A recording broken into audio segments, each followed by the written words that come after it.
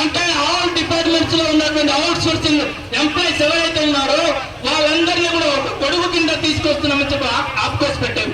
మరి ఆప్కోర్స్ లో మీరు ఆప్కోర్స్ ఎందుకు రద్దు చేయకూడదు?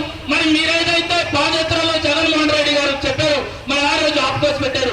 కాంట్రాక్ట్ అవుట్ సోర్స్ వాళ్ళు రెగ్యులర్ చేస్తామని చెప్పారు, చేయలేదు. మరి ఈ ప్రభుత్వం కూడా, మన కూటమి ప్రభుత్వం కూడా నారా లోకేష్ గారి పాదయాత్రలు కూడా అని చెప్పారు, అన్నా నేను వస్తే ఎవరిని కూడా వదిలిపెట్టను, అందరినీ రెగ్యులర్ చేస్తాను, ఇలాంటి వ్యవస్థ నుంచి బయట తీసుకొస్తానని చెప్పారు. మరి ఎందుకు చేయటం లేదు? మరి ఇన్ని రోజులు 27 రోజుల వరకు ఈ రోజు అందరూ ఆవేదన దీక్ష చేస్తుంటే మీరు ఎందుకు కనీసం స్పందన కరువైందని చెప్పి ఈ సందర్భంగా ప్రశ్నిస్తున్నాం. అదే కాదు మిత్రులారా, మరి ఈ రోజు అనేక జీవోలు, అదే కాదు మరి మరో అనేక జీవోలు ఎరగకు వచ్చిందనేది ఏవి నాగేశ్వర గారు మనకు స్పష్టంగా చెప్పారు.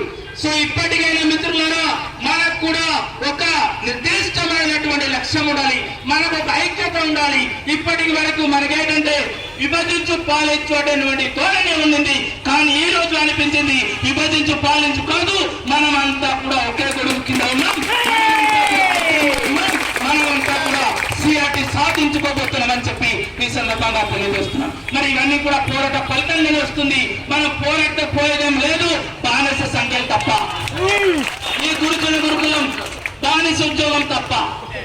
మనం పోరాడితే ఈ గిరిజన గురుకులంలో బానిస ఉద్యోగాలు పోతే తప్ప మంచి భవిష్యత్తు వస్తుందని చెప్పి కూడా ఈ సందర్భంగా తెలియజేస్తున్నాం.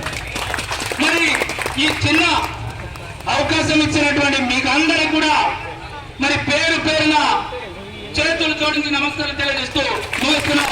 Thank you.